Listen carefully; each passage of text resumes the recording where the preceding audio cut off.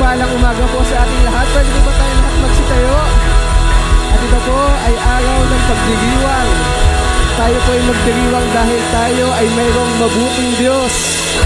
Ang sabi po sa mga awit 47, magdiwang ang lahat. Tignan nga po natin yung katabi natin, nagdidiwang po ba? Ang sabi po, magdiwang ang lahat ng mga nilikha.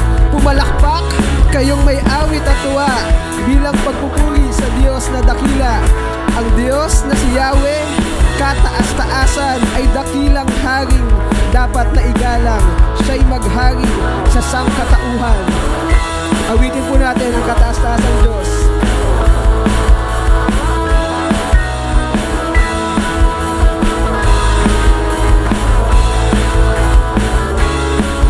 Kataas-taasang Diyos, kami nagpupuri sa'yo.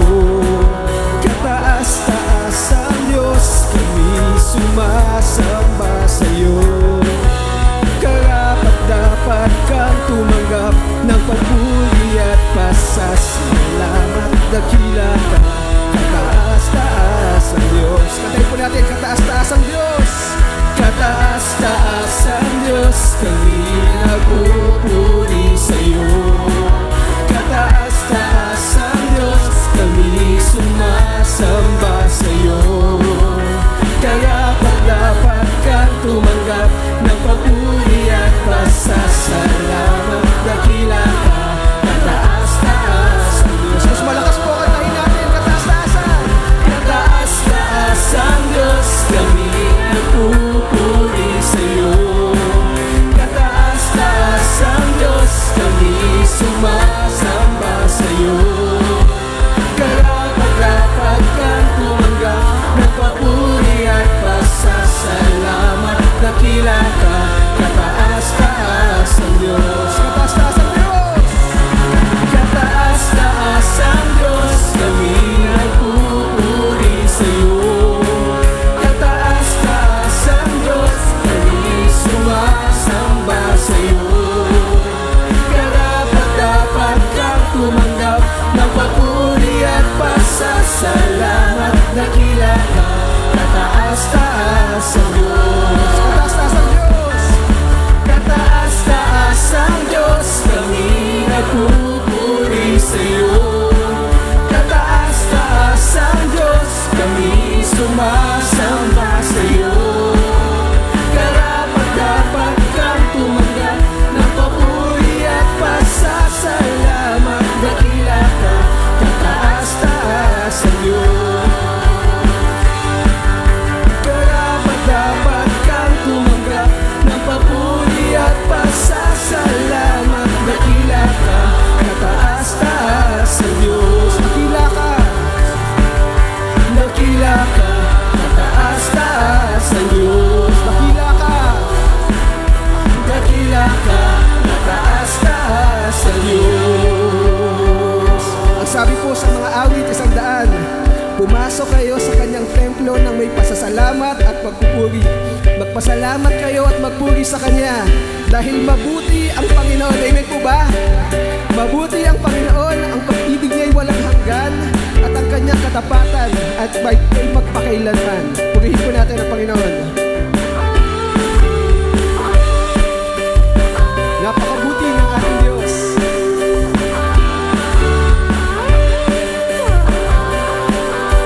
Kantahin po natin. Napakabuti ng ating Diyos, di siya nagbabago. Napakabuti ng ating Diyos, di siya nagkukulang. Itaas ang ngalan niya, lahat ng nilikha. Napakabuti nga ng ating Diyos. Napakabuti. Napakabuti ng ating Diyos, di siya nagbabago. Napakabuti ng ating Diyos, di siya nagkukulang. Itaas ang ngalan niya. Come on, church! Lahat ng nilikha. Napakabuti nga ng ating Diyos. Nais ko'y magpasalamat sa ating Diyos. Ang nais ko'y magpuri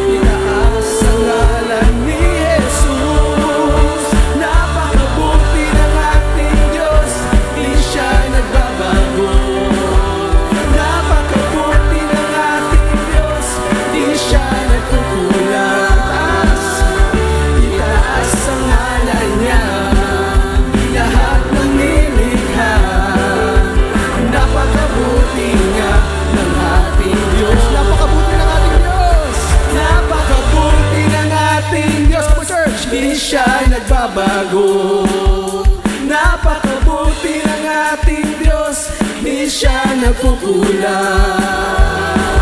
Itaas ang ngalan niya, lahat ng nilikha.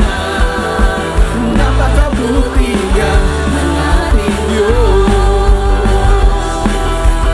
Napakabuti nga ng ating Diyos. Napakabuti nga ng ating Diyos. Amen. Mabuti ang ating Diyos. Napakabuti ng ating Diyos. Sabi ko sa Deuteronomy 7:9, isipin ninyo na ang Panginoon na inyong Diyos ay iisang Diyos.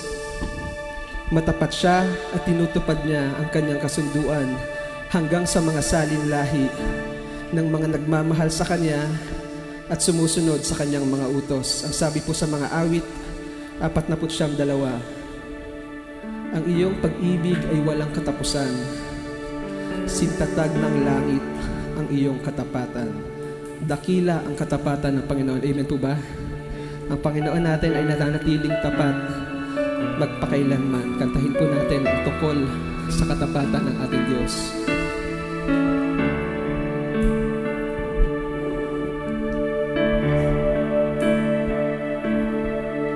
Katapatan mo, Diyos, tunay at dakila. Ang pag-ibig mo'y wagas at walang kapantay sa aming puso, sa aming buhay. Papuri pagsambay, iaalay. Bukas, noon, ngayon, magpakailanman, luwalhatiin ka.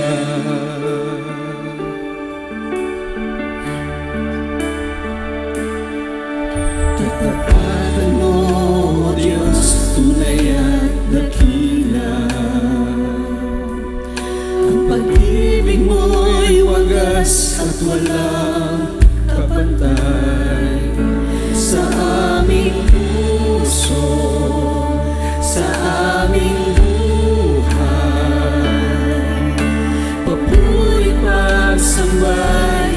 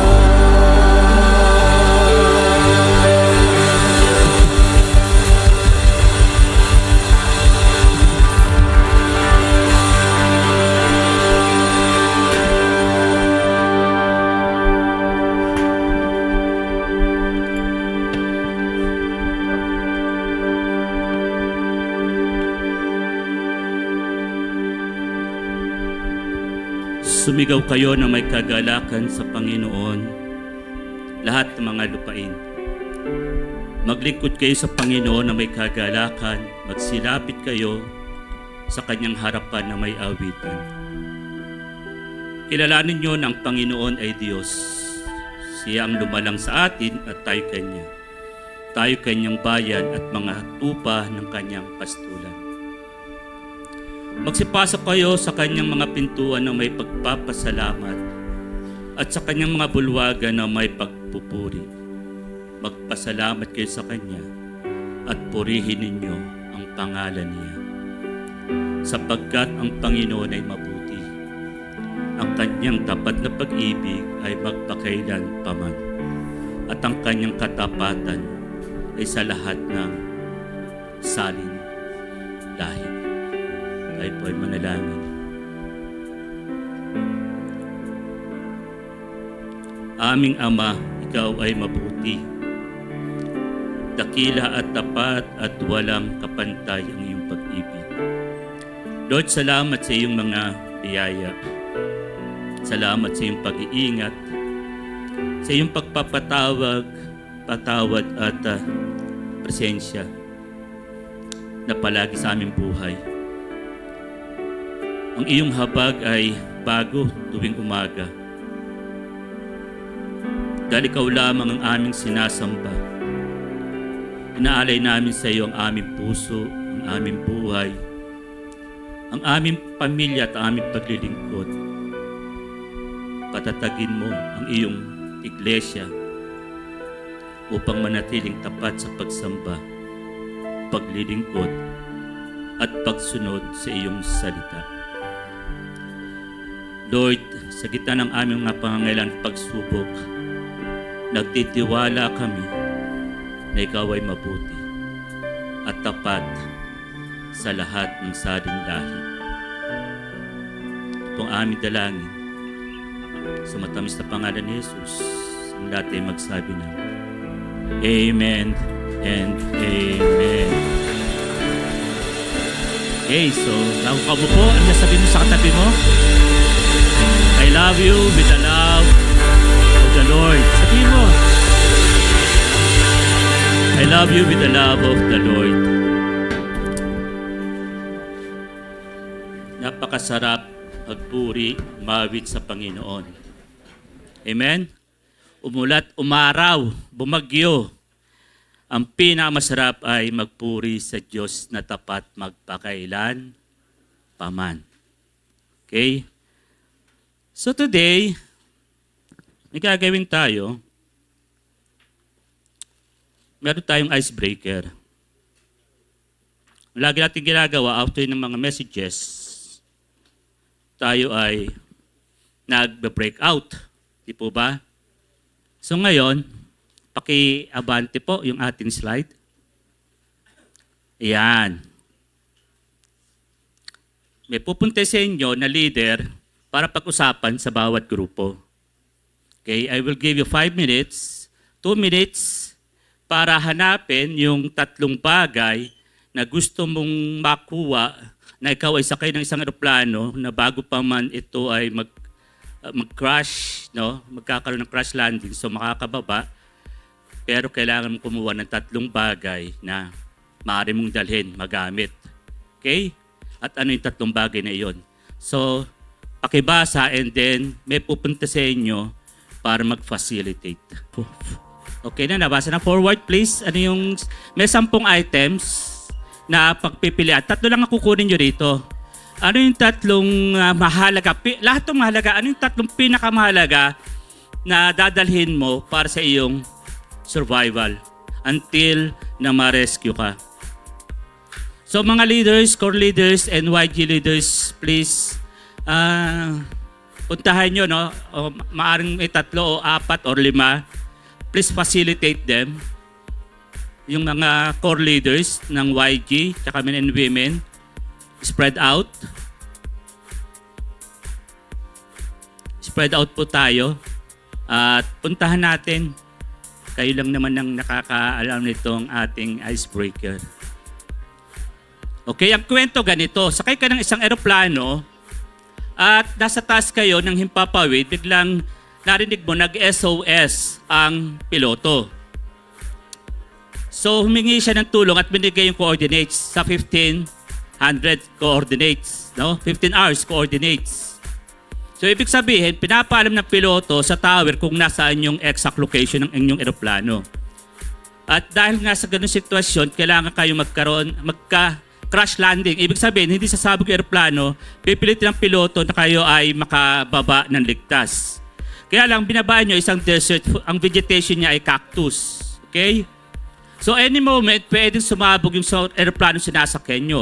At sa loob ng aeroplano, may 10 items. Ano yung 3 rito na pinaka-importante na dadalhin nyo para kayo ay ma-rescue? Any moment, pwedeng sumabog yung airplane. So pili kayo ng 3 from these 10 items at pag-usapan nyo sa inyong grupo. Now, yung facilitator nyo, hindi kailangan i-process ito, makinig lang. Okay? At tanungin bakit yun ang napili niya. We will process it mamaya corporately sa ating preaching. Paki-flash yung 10 items. Yung 10 items na lang. Alam na ng facilitator yung story. Ayan. So, your 5 minutes starts now. 5 minutes.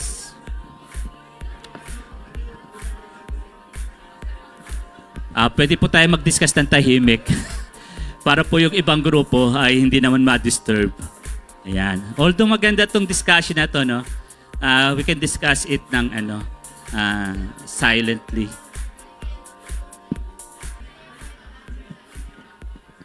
Okay, you have last 2 minutes para mag-agree kayo doon sa 3 sa inyong grupo. Although may mga personal kayong gusto, pag-usapan nyo sa grupo nyo ano yung 3 pinaka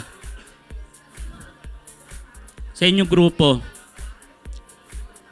Yung pinaka-important para kayo ay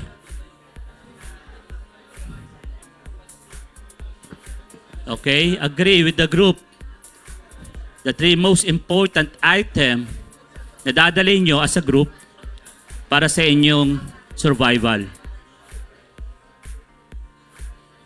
Kailangan grupo mag-decide ano yung 3 maliban sa inyong mga personal choices.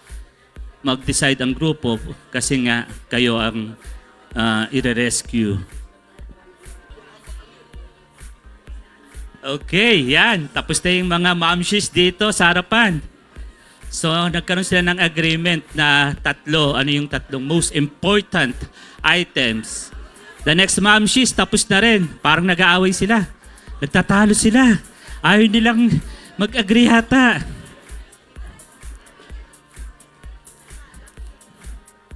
Sa grupo niya, Pastora, ano po yung 3 items?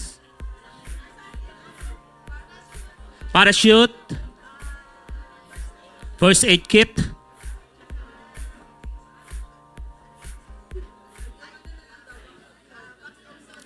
box of salt tablet dito sa grupo. Kuya Saya, kayo, na pag-asunduan nyo. First aid box,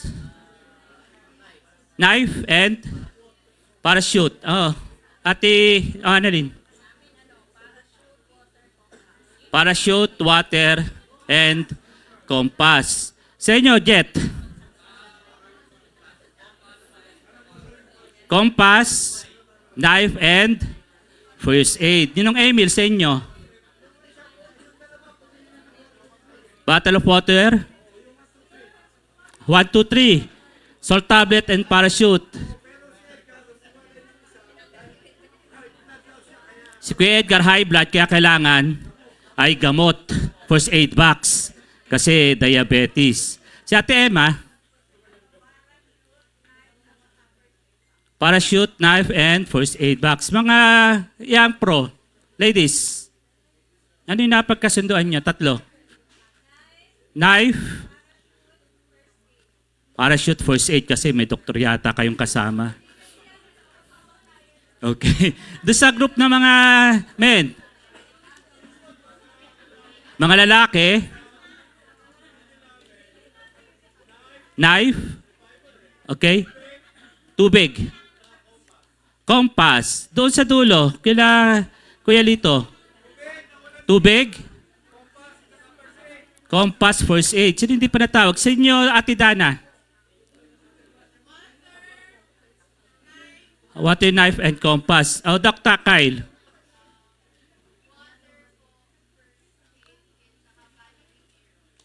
Uy, vanity mirror. Ngayon ko lang narinig. Walang natin yun. Sige. Okay. Kit, sa grupo nyo. Knife, compass, first aid kit. Ate Mayet. Bottle of water. Knife. First aid kit, 4. Kala ko si Kuya Edgar magdadala ng kaldero kasi magluluto siya sa disyerto.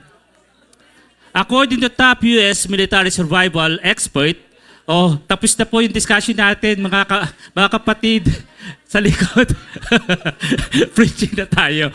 Ito yung ating tinatawag na icebreaker. Okay? Balik na tayo sa upuan. According to top US military survival expert, ang number 3 ay knife. Sino sumagot ng knife? Taas ang kamay. So may 1 point kayo. Bakit knife? Kasi nga, knife is one of the most item, no? Kasi bakit ang vegetation is what? Cactus. So from cactus, pwede kumuha ng source of water, no? Para ma-hydrate. Okay? So hindi kailangan ng bottle of water kung kayo ay isang grupo. Mag-aagawan lang kayo, mag-aaway lang kayo. So kailangan ng knife at gagawa tayo sa pamamagitan ng cactus. Babalatan sila at makakuha tayo ng liquid para to hydrate us. Ano ang top 3? Ang top 2, hula. Anong hula nyo? Top 2. Parachute. Pastor, bakit parachute? Nag-crash landing na. Di ba ang parachute ginagamit lang pag nasa ere? No. Kasi napaka-harsh ng condition sa desert. Sa gabi, napakalamig. Sa hapon, napaka-init. So, pwedeng gawing covering. Pumutok man, sumabog man yung eroplano o hindi, pwede niyong pagkabitan ng parachute para i-cover kayo doon sa harsh condition ng desert. So knife, parachute, sino nakadalawang score na? 2 points. Yung 3 points, punta kay Kuya Edgar, meron kayong gift doon sa kanyang store. At ang top 1 is... Sino sumagot ng vanity mirror? Bakit vanity mirror? Kasi kailangan may kilay at may lipstick para pag di-rescue maganda. Yung ba yun? Ladies, vanity mirror. Nangyayari ang rescue during the day, may araw. Hindi walang rescue sa gabi kasi even the rescuer ay mapapahamak. So ang gagawin ng vanity mirror is to reflect the light ng sun para kailangan maintindihan ng magre-rescue kung nasaan kayo. Hindi nyo kailangan ng compass kasi naibigay na yung coordinates in 1500 hours. Okay? At hindi ka dapat umalis kasi nabigay yung coordinates. Kung ano yung nabigay na coordinates, dun pupunta ang rescuer. So hindi kailangan ang compass. Okay?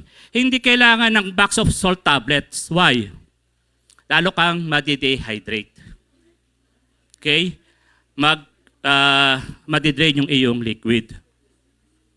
Okay? So, hindi kailangan. Sun hat. May sagot kanina. Sunglass. Sunglasses. Bakit sunglasses? Sagot mo. Pastor, di ba mainit? Baka masilaw ako. Okay. Di siya makatingin. Nakayuko siya. At may sumagot ng sun hat. Kasi pastor, mainit, masusunog ako. No? So mas bahala ka sa kanila, hindi sila mainitan, hindi sila masilaw, kahit hindi sila ma-rescue. Tignan mo yung katabi mo, baka ikaw yon, sabihin mo. No? So bakit pinag-uusapan natin to? Dahil po doon sa John 8, ito yung pag-usapan natin. Ang sabi ni Jesus, I am the light of the world. Okay? Tayo bilang mga Kristiyano, tayo magre-reflect ng ilaw ng Diyos. Hindi tayo ang source ng ilaw, pero pwede ang buhay natin maging reflector ng Panginoon. Tayo tayong lahat, and let us read itong ating passage. Let's have this responsive reading. Yan. Okay, responsive reading po tayo. Muling nagsalita si Jesus sa mga tao, sinabi niya, "Ako ang ilaw ng sanlibutan. Ang sumusunod sa akin ay magkakaroon ng ilaw sa kanyang buhay at di nalalakad sa kadiliman."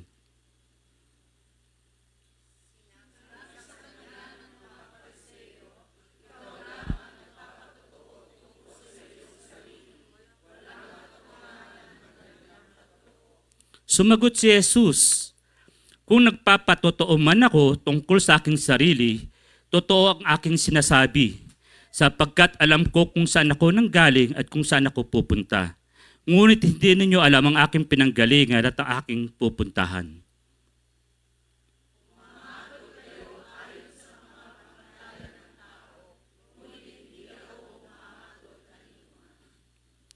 At humatol man ako, tama ang aking paghatol.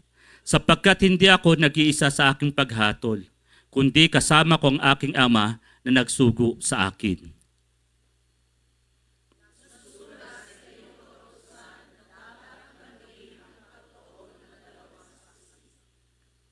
Nagpakatotoo ako tungkol sa aking sarili at nagpapatotoo rin ang Ama na nagsugo sa akin.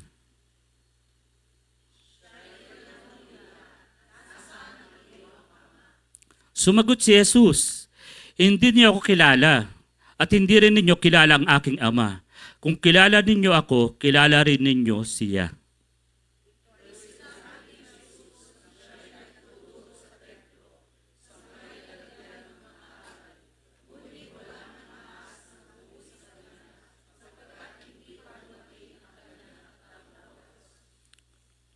Muling sinabi ni Jesus sa kanila, "Ako'y aalis at hahanapin ninyo ako. Ngunit hindi kayo makakapunta sa pupuntahan ko. Mamamatay kayo sa inyong kasalanan."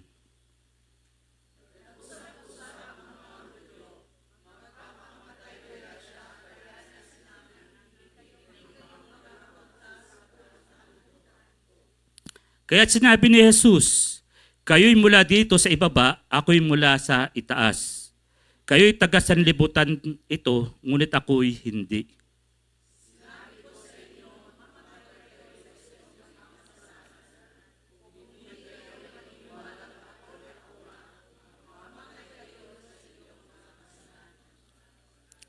"Sino ka nga bang talaga?" tanong nila.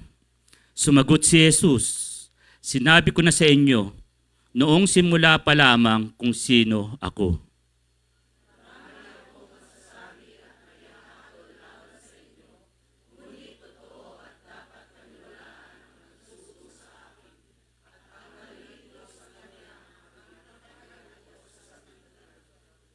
Hindi nila naunawa ng Ama ang tinutukoy niya.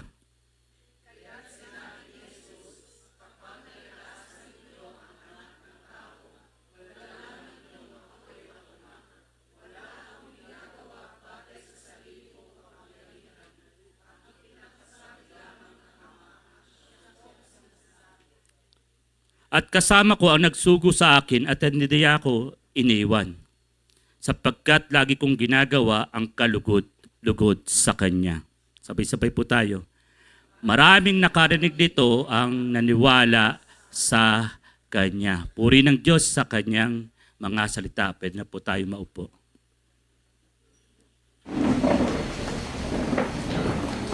Jesus, the light of the world. Imagine, church, yung C sa binasa natin. Ito ay isang madilim na gabi sa Jerusalem. At dito sa Jerusalem ay may dalawang giant na candelabra o yung tinatawag na lampstand. Dalawa po, malalaki. Ang taas ay 75 foot. Alam nyo gaano kataas yung 75 foot? Sino ang 5 feet dito ang taas? 5 foot. Yan, pastora tayo ka. Si pastora 5 foot. 15 ganyan. Na height ni pastora ang 75. Okay?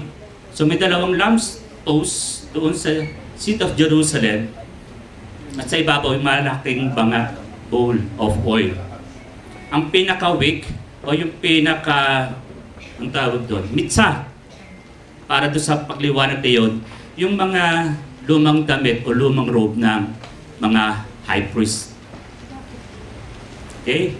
So, imagine nyo, visualize nyo, pag sinindahan yung dalawang lampstand na yon, yung candelabra na yon, sobrang liwanag sa paligid. Okay? Tandaan nyo, wala pang source of electricity, kaya madilim talaga. So, ang maganda, pag yun ang inilawan during the dusk, palubog ng araw, lahat ay masaya. Sumasayaw sila, nagkakantahan sila, nagtatalunan. Kasi nga, it is a feast of the Sukkot, o Feast of the Booth, wherein inaalala nila yung kabutihan ng Diyos during ng kanilang journey sa wilderness, na kung saan habang sila naglalakad sa gabi, the Lord provided what? A pillar of fire. And in the day, the Lord provided a pillar of cloud para hindi sila mainitan. Kaya nila sineselebrate ang Feast of Sukkot o Feast of the Booth na tinatawag. Ibig sabihin, during the kanilang mga ninuno nila, nagta-travel in the wilderness, kung sila abutan ng gabi, nagtatayo sila ng mga booth, ng mga tent para magpalipas, and then lalarga na naman sila hanggang sila makarating doon sa tinatawag na Promised Land. Now, after maubos nung langis doon sa lampstand o sa lamppost, didilim ulit.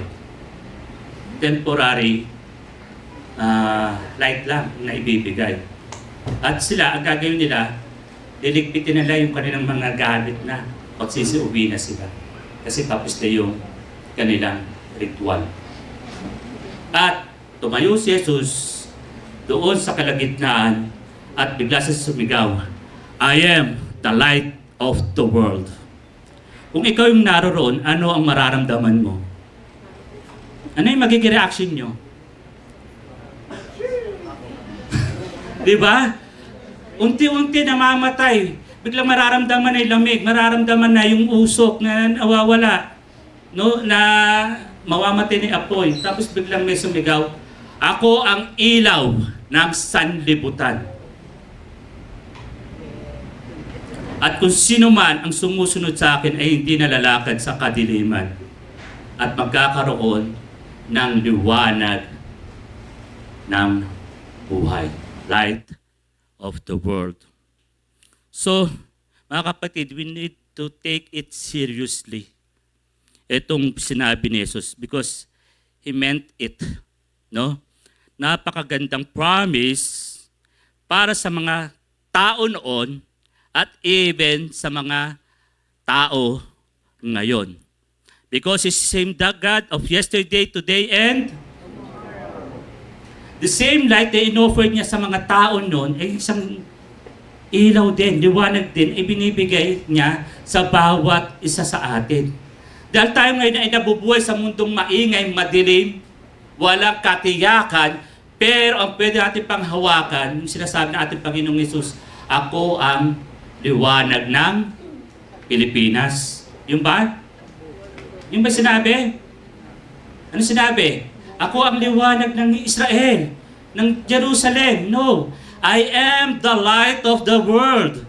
Kaya kung saan lupalop ka man naroon, meron kang pag-asa. Jesus can dispel the darkness na kung saan naroon ka. Kaya niyang tanggalin. But the problem is, maraming tao ang gustong mabuhay sa dilim. Nagtatago sa dilim. Kaya makatabi nyo nakaitim, hindi yan nagtatago sa dilim. It so happened, nakaitim lang sila. Not for anything else. Okay? Okay? So, nagugulat na ako dahil may nakaitim na damit. So, nakita niyo yung istorya natin, yung scene. Kailangan kasi maintindihan natin yung background for us to understand sino ba talaga itong Jesus na to, na bakit pumapapel doon sa isang feast na feast ng mga Israelites, and yet bigla siyang sisigaw sa kanilang kalagitnaan at sasabihin niya, ako ang liwanag ng sanlibutan. At marami ang hindi naniwala sa kanya. Tanong mo yung katabi mo, naniniwala ka ba? Tanong mo, dali. Tanong mo, ano kayang sasagot niya? Naniniwala daw siya?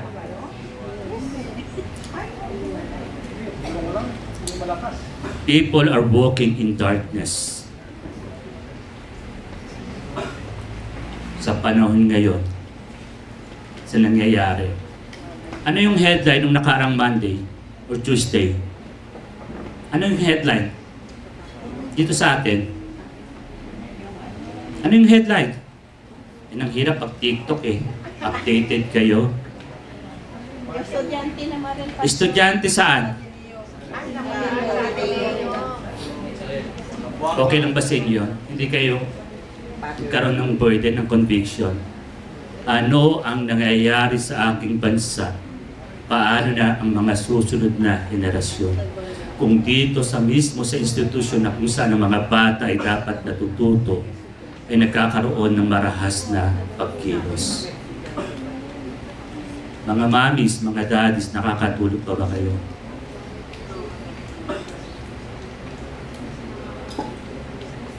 Dr. Rizal ang nagsabi, kabataan ng pag-asa ng bayan. Nakita niyo na noon pa. Pero ano nangyayari sa atin? Lahat tayo patuloy na nagmamang-maangan, lahat tayo patuloy na natutulog at sinasabing okay lang kasi hindi naman sa amin nangyari. Ano pa yung kahulugan ng sinabi ng Panginoong Hesus na ako ang liwanag ng sanlibutan? Kung sa bawat area, hindi lang sa buhay ng tao, sa bawat area ng mundo, ay may mga ganitong karasan nangyayari. And still, ang mga Kristiyano patuloy na nabubuhay na parang walang nangyari. Ito yung kaganapan ng panahon na itong binasa natin in John 8. Patuloy sila na gustong makatakas doon sa paghahari ng Roma na sumakop sa kanila, and yet si Jesus nasa harap nila, hindi sila naniniwala. Itong Jesus na to, na Diyos na katawang tao, para iligtas sila, hindi lang ang kaluluwa, mabigyan sila ng tinatawag na blessed hope from their situation, and yet, sila yung mga patuloy na umaharang.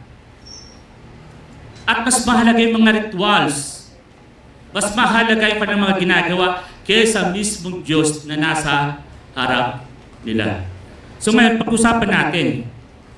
Sabi ko nga kanina, sinaselebrate nito ang Feast of Sukkot para alalahanin yung katapatan at kabutihan ng Diyos ng panahon na kanilang mga ninuno ay nag-journey sa wilderness. So ngayon, pag-usapan din natin, alalahanin natin kung sino tayo dito sa tinatawag na liwanag ng mundo. So number one, tatlong point na gusto kong ihatid sa inyo. Number one is, remember who welcome you. Alalahanin mo kung sino ang nag-welcome sa iyo. Lalahanin mo yung tunay na pillar of fire. In John 8:12, basahin ko ulit, again, Jesus spoke to them saying, I am the light of the world. Whoever follows me will not walk in darkness, but will have the light of life. Ang mga tao noon ay nag-worship doon sa giant oil lamps, gawa ng mga kamay ng tao, at eventually they will run out and the whole place went dark. At yun nga, tumayo si Jesus at sinabi niya, ako ang tunay na ilaw ng sanlibutan. And created pillar of fire. Is declaring His what? Divinity. That's why yung pinakamahalagang word dito, pinakamahalagang praise, ano? Dito sa verse na ito, yung I am. Ayun ang pinakama-importante. Jesus is pointing to Himself. His divine character. Is pointing to the spiritual source of truth. To the source of guidance, to the source of eternal life. At pinapakita rito sa mga tao ito, ang way to God. Paano sila maliligtas sa kanilang mga kasalanan, na hindi sila dapat tuloy na mabubuhay sa kadiliman. Alalahanin natin, mga kapatid, kung sino ang tumanggap sa atin. Baka nakakalimutan mo na sa iyong pabisihan. Baka nakakalimutan mo na dahil marami kang pinakakabalahan, you tend to neglect the one who gives you the light. Now, if Jesus is the light, sino naman tayo? Ano yung ating icebreaker? Tayo yung what? Tayo yung reflector. Okay? Kung si Jesus ang ilaw, tayo yung mga light bearers.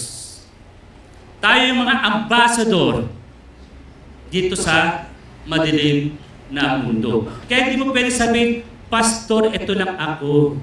Pastor, ganito lang ako. Pero ang tingin sa'yo ng Panginoon, you are His ambassador.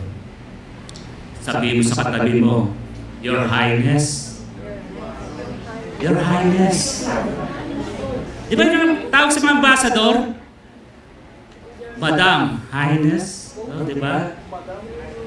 Your Highness. And yet, ang tingin natin sa ating mga sarili natin, para tayo nasaan? Nasa kadiliman. Marami sa atin naniniwala because of our brokenness, di tayo qualified maging light bearer. Because of our past sin, because of our current temptation, because of our lapses in our decision, disqualify tayo from serving God. Pero alam niyo reality, totoo, malayong-malayo iyon. Dahil sabi ng Bible, you are a royal priesthood. You are a royal priesthood. And one of the ways for us that we can bear the light is by testifying to how the light has opened our eyes and transformed our lives. Hindi yung kung ano tayo. Para tayo maging light bearer, ipakita natin sa kanila sino itong palpak na taong ito na binigyan ng Diyos ng pag-asa, na binago ng Diyos ang kanyang buhay, binago ng Diyos ang kanyang pananaw, at dahil doon, siya isang transformed. May pagbabago, may nakita, may narinig, may naramdaman sa iyo dahil tinanggap mo si Kristo. Kaya pag tinanggap ang katabi mo, konti na lang, sabi mo. Sabi mo, tignan mo, dali, tignan mo sa mga mata. At sabi mo, konti na lang. Kasi bakit? Reflector. No? Nagre-reflect si Kristo sa bawat buhay ng mga anak niya na nagmamahal sa Kanya. Amen? Makikita yun eh. No-brainer. Mararamdaman yun. Kasi bakit? Kilala mo yung Kristo na nagbigay ng liwanag sa iyong madilim na buhay. Noon, hindi ngayon. Kaya kung ilaw sa templo ay maliwanag, pero yun nga, pagdating ng ilang oras na ubusan ng langis at namamatay, ganun din yung ino-offer ng mundo ito ng ilaw. Ano yung mga ino-offer ng mundo nito ng ilaw? Yung ating career, yung ating bank account, yung ating popularity, kasi we want validation sa ating mga social media. Gusto ko ng likes, gusto ko ng heart. Okay? Maganda lang yan habang maliwanag pa po. Pero darating ang gabi at mamamatay din lahat ng iyo. Pero si Jesus is our permanent light. Siya ang tunay na Diyos na hindi kailanman mamamatayan ng ilaw. Kaya anong gagawin natin? We need to audit our source of guidance. I-assess natin mga kapatid. Sa pagpili ko ba, paggawa ko ba ng mga desisyon sa aking buhay, mga malalaking desisyon, tulad patungkol sa aking career, sa relationship, sa aking family, ako ba'y gumagamit ng mga temporary human life? Or ako ay tunay na pupunta doon sa very source of life. So yun ang pag-usapan natin. Kaya sabi dito sa ating insight, look only to Jesus. Hindi sa kapitbahay mo. Hindi sa mga social media influencer na nagbibigay sa'yo, nag-istil sa puso mo para ma-encourage ka, no. Fix your eyes on Jesus. He alone is the true light that can bring clarity to your life. Ang problema, bilib tayo sa mga social media influencer. Kaya yung mga nanonood patungkol sa mga gamot-gamot na yan, mas pinaniniwalaan. Kasi mga doktor na nag-aaral ng mga ilang taon, tapos aawain ka pa. Eh, yun ang panood ko eh. Magaling daw. Butik naman katabi mo, parang siya yun at punta sa doktor. Pupunta lagi sa ano. Kung sino-sino, kasi na-influensyahan. So, fix our eyes on Jesus. Number 2, remember who you came from. Now, remember where He welcomed you from. I am the one who bears witness about myself, and the Father who sent me bears witness about me.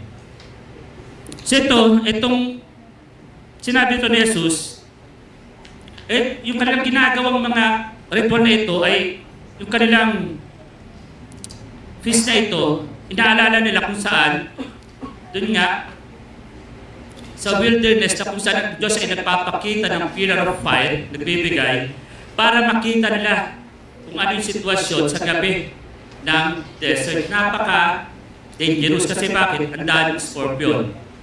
May mga tulisan, okay? At napakadilim. Without God's pillar of fire, maaari silang mamatay doon sa desert. That's why sabi ni Panginoon Jesus, I am the one who bears witness about myself. Pastor, during the time of Israelites, wala pa si Kristo. No! Ando na. He is the very pillars of fire. He is the very pillar of clouds. Ito yung tinatawag natin patotoo na may darating na Messiah. To cover us. To protect us. To provide for us. Ito yung ginagawa ng Diyos during that time. Kaya, ang sabi niya, yung kanyang testimony was enough. At habang sinasabi niya yun, ipinapakita niya, pinaparinig niya that his mission and message come directly from the God, the Father. Kaya meron silang ganitong dialogue. Maniwala kayo. No? Ako ay naririto. Merong magte-testify about me. Na ako ay pinadala para iligtas kayo, bigyan kayo ng eternal light. Ayaw maniwala. Kaya kapatid, huwag mong kalimutan kung saan ka nanggaling. Sapagkat hindi nakalimot ang Diyos sa iyo noon pa man. Sana huwag mo siyang kalimutan. Especially sa mga times ng breakthrough, ng successes mo. Hindi tayo nakakalimot. Babalik tayo sa Kanya pag tayo ay nasa challenges na. Okay? So, lahat tayo may mga spiritual wilderness. Nung wala pa ang ating Panginoong Hesus sa buhay natin, nakakapanlumo yung dilim. we stumble in sin, yung ating mga decision guided by confusion, and we're all blinded by bad choices. Di po ba? Pero nung winelcome tayo ng ating Panginoong Jesus, hindi lang tayo binigyan ng mapa para makawala doon sa mga madidilim na lugar, kundi He rescued us from our desert night situation. He rescued tayo. Hindi kanya binigyan lang ng escape na exit. No. He's been with us. Kaya nga po, itong pillar of fire and clouds, ito yung nag-signify ng God's grace that points to Jesus. Kaya po, in everyday pagising natin, be grateful because His grace is more than enough. Hindi, pagising sa umaga, dami mong angan. Trabaho na naman. Nung walang trabaho, harap ng trabaho. Papasok na naman sa school, ilang kabataan din makapasok sa school. Kasi yung professor ko toxic. Pasalamat ka, doon ka matututo. Ang dami nating angal. Paggising, pagtulog, ang daming angal. Sobrang napagod ako, yung boss ko, grabe. Pasalamat ka, ibig sabihin meron kang trabaho. Tapos yung asawa ko, pagdating ko, may paksiw. Pasalamat ka, may nagluto ng pagkain mo. Kaya mga asawa babae, mag-peace naman kayo. Maligo naman kayo bago dumating asawa nyo. May paksiw eh. Toxic na nga sa trabaho, pagdating pa ng bayan, may paksiw, syempre. Nakaka-stimulate ng ano yun eh. So, cultivate humility mga kapatid. Cultivate humility, yun nga po. When we are tempted to look down to sa mga non-believers or yung ginajudge natin someone na struggle sa kanilang sin, remember, minsan sa ating buhay, andun din po tayo pinatawag ng Diyos. Minsan sa ating buhay, andun din sa lugar na kung saan napakadilim. Pero binigyan tayo ng liwanag ng ating Panginoong Jesus until grace lit up your path. That's why, never forget where you came from before grace found you. Be humble. Magkaroon ka ng heart of gratitude. Dahil dati kang panahon, kahit saan lupalop ka magpunta, kailangan mo na Diyos. Kailangan mo na Diyos. Number 3, remember what He welcomed you to receive. Lalahan mo kung ano ang tinanggap mo sa Kanyang paanyaya. Binigyan ka niyang permanent inner light. In John 8:29-30, and He who sent me is with me. He has not left me alone. Ang ganda, no? Ulitin ko. And who sent me is with me. He has not left me alone. Hindi niya ako iniwan mag-isa. For I always do the things that are pleasing to Him. So, ibig sabihin, nauna yung promise bago yung premise. Hindi niya ako iniiwan kasi I'm doing the things that are pleasing to Him. Huwag niyong tatanggalin yun. Okay? Yung premise. Now, aside pa ron, as we was saying these things, many believe in Him. So kung marami ang naniniwala sa Kanya, Pastor, sino yung mga hindi naniniwala? Sino? Yung mga teachers of the law. The Pharisees, the Sadducees, the scribes, because they have authority. At ayaw nila magpasakop sa authority ng Diyos kasi sila yung nakakaalam. Sila yung nasa elite class. Sila yung mga kumukontra. Pero ang sabi, many believe in Jesus. Sana tayo rin. It's not our diploma. It's not our bank account. It's not our good health that will define our belief in Jesus. It's our faith in Him. That whatever happens to us, anumang situation tayo, alam natin,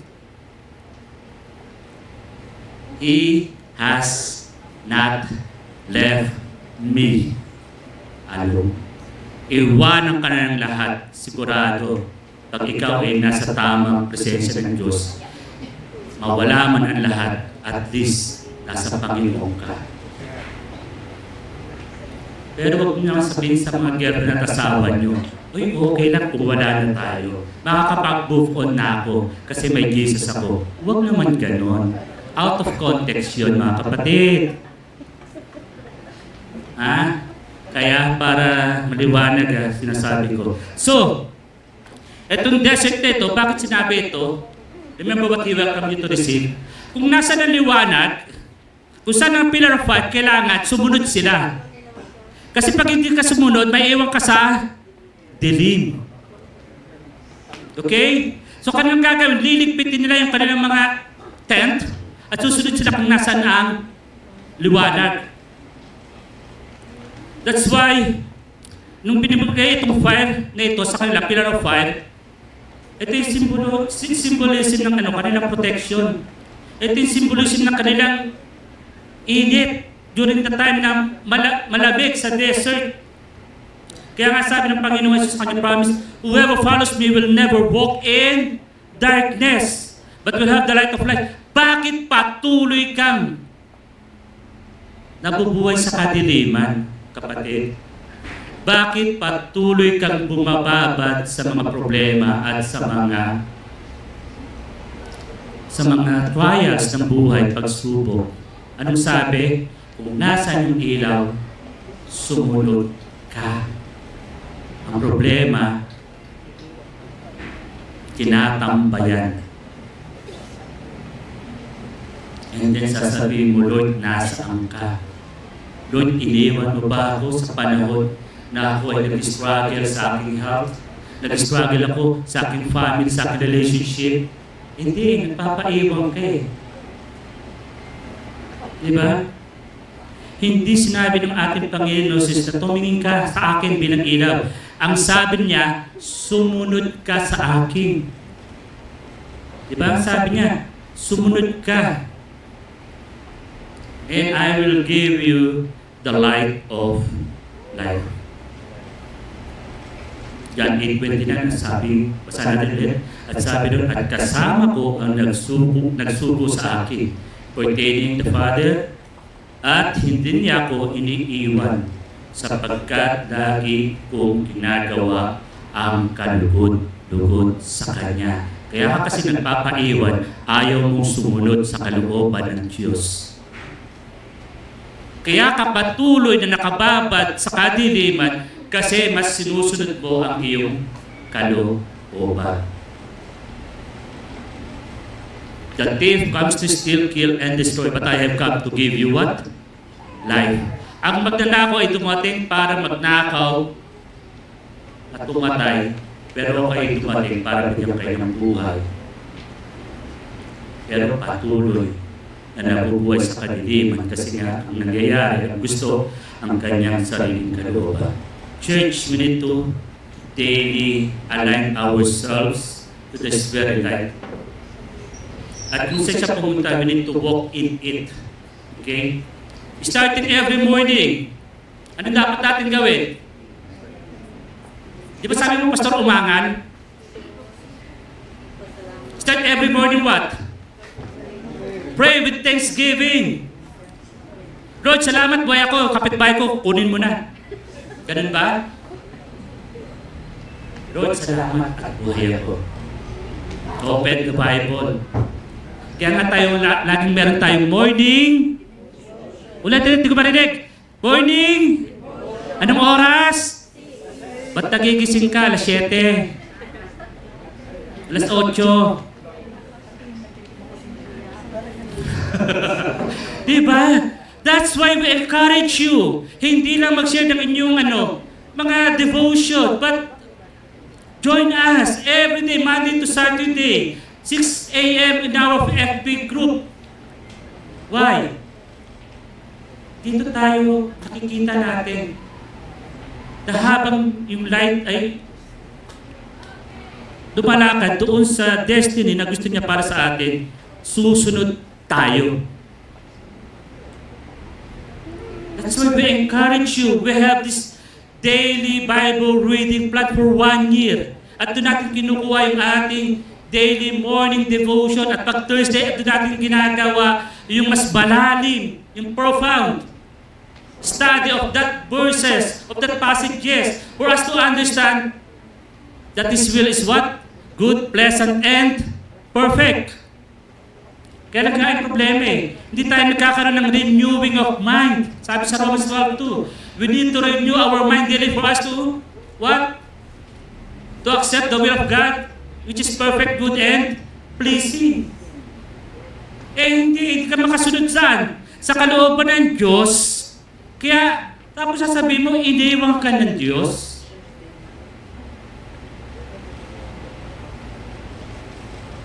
You're walking on your own destination. You're not walking on the path that God has given us.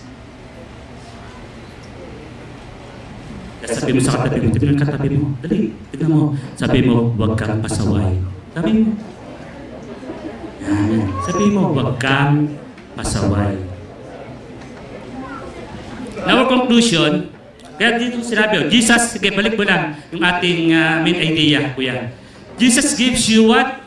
Unbroken fellowship and eternal life in Him. Okay? Tanda natin, no? Kung ano yung na-receive natin. Unbroken relationship. Sabi sa Romans 8, no one can separate us from the love of God. Neither height, neither depth, nor principalities can separate us from the love of Jesus. Now, just being the light is the true light. Hindi na tayo kailangan mag-manufacture ng ating own light. We simply reflect yung kanyang ilaw dito sa mundong ito. Yes, sige kuya, pakiabante. Okay? That's why when you're lost in the desert, hindi mo kailangan maging araw. Yung kailangan lang, yung vanity mirror, i-reflect yung liwanag ng araw para ma-rescue. Who is the sun? Who is the sun? The S-U-N? The S-U-N is the S-O-N. The sun is the sun. Ang gagawin natin, tayo yung vanity mirror, magre-reflect lang tayo ng araw para tayo ma-rescue. Kaya, tandaan natin, hindi tayo ang ilaw. Sabasan natin sabay-sabay, yung nasa baba, yung Tagalog. Sabay-sabay, 3, 2, 1. Hindi tayo ang ilaw, si Jesus ang ilaw. Pero dapat tayo ng Salamat sa sabayang bigkas na encourage ako. Hindi tayo ang ilaw. Si Jesus ang ilaw. Pero tinawag tayo na maging reflection ng kanyang liwanag. So tayo tayong lahat and have this reflection sa buhay natin. Sa pag-uwi natin, karoon tayo reflection na kapag in-expose pa ng ating Panginoon Jesus yung ating mga mali through His light, no? Tinitignan tayo according to sa lenses of His light. Ano bang nagiging reaction natin doon sa mga mali, sa mga kasalanan na in-expose na ating Panginoon Diyos? Ako ba'y tatakbo palayo? Magtatago dahil iyang hiya ako at natatakot ako?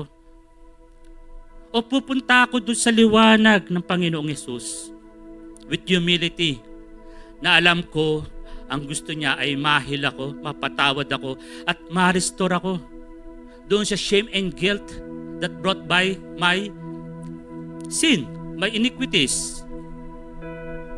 Simple lang naman mga kapatid. Go into His light. If we confess our sin, He is faithful and just to forgive us and cleanse us from all our iniquities. Kung tayo ay magko-confess, magpapahayag natin mga kasalanan, siya ay tapat na Diyos na hindi lang niya kakalimutan ang iyong mga kasalanan, kundi hindi ka lang patatawarin, kundi kakalimutan niya ang iyong mga kasalanan. Walang Diyos na katulad ni Jesus. Ang problema, mas malupit pa ang tao kaysa sa Diyos. Let us all pray. Yes, Father God in heaven, Lord, we thank you for Jesus na nagbigay ng ilaw. Hindi lang sa amin, O Lord, kundi sa buong mundong ito, na kung saan ay punong-puno ng kaingayan, ng kadiliman, punong-puno, Panginoon, ng pagtatalo-talo, ng kaguluhan. Lord, gamitin mo ang mga anak mong naririto, maging reflector ng iyong kabutihan at katapatan. Na pagkamat kami, Lord, hindi kami qualified because of our sin. And yet, O Lord, ang sabi mo, pinatawad mo na kami. You justify us, O Lord, and you continue to sanctify us, O God, to be like Jesus. Pero Lord, kung parang tingin namin sa aming mga sarili, ay gano'n na lamang dahil sa shame and guilt of our sin. Lord, tumalapit kami sa iyo, Panginoon, ng may kababaan. Patawarin mo po kami. At ilaw mo, O Lord, yung liwanag ng ilaw ng aming Panginoon na Jesus na patuloy, O God, na ati dito, nagbibigay ng inner light sa amin upang marinig, maramdaman, at makita siya sa bawat isa sa amin na nagmamahal sa Kanya. Lord, maraming salamat sa mga salitang ito muli, O God, isang baon na hindi lang pa marinig, mag-process sa aming isip, Lord, hindi po mabasa ang mga puso, magkaroon ng transformation sa aming buhay at doon, Panginoon, may apply namin sa aming mga buhay at makikita ng maraming tao. Sa kabila ng kadiliman, Panginoon, ng mundong ito, mayroon kaming blessed hope. Blessed hope. Meron kaming kakapitan. Lord, we thank you, O God, for your love. We thank you, O Lord, for your grace. We thank you, God, for your light. May your perfect peace be upon us, O God. Nothing missing, nothing lacking, nothing broken.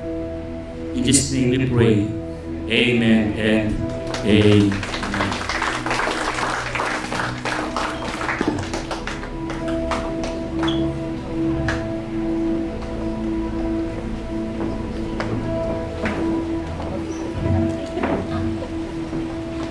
Maraming salamat po, Pastor Arnold, sa napakagandang mensahe.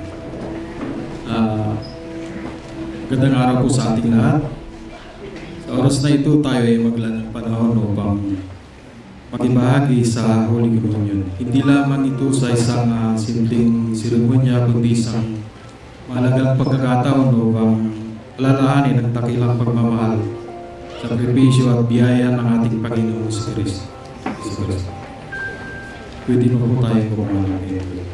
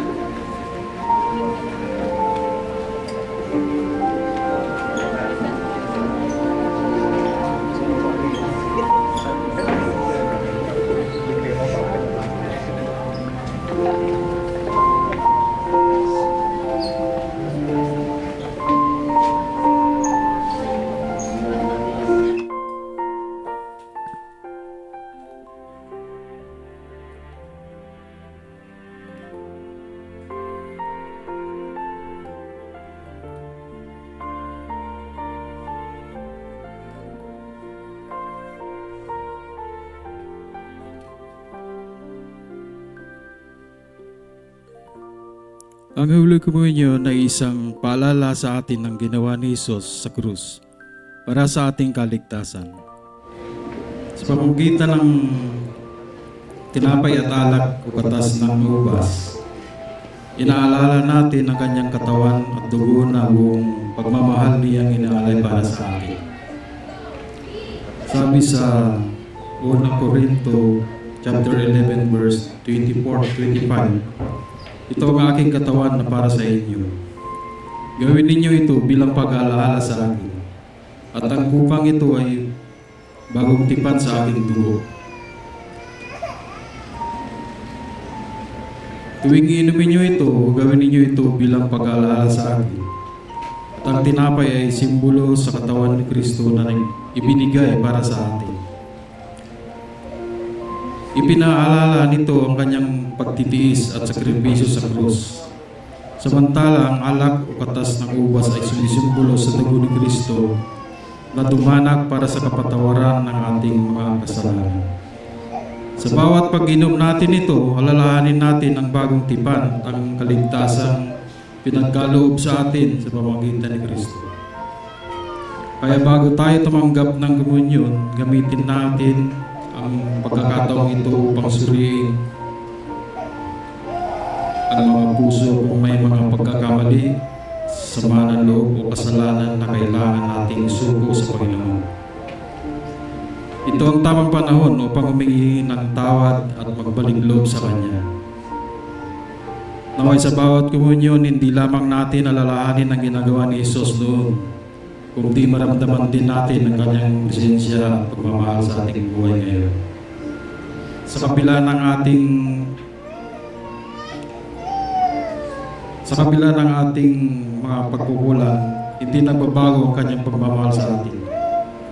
Patuloy niya tayong inaanyayahan na lumapit sa Kanya, magtiwala sa Kanya at mabuhay ayon sa kalooban ng Diyos. Kainin natin buong tinapay at inumin ng Diyos. Manalangin po tayo. Panginoon, maraming salamat po sa iyong walang hanggang pagmamahal at sa dakilang sakripisyong ginawa ni Jesus para sa aming kaligtasan.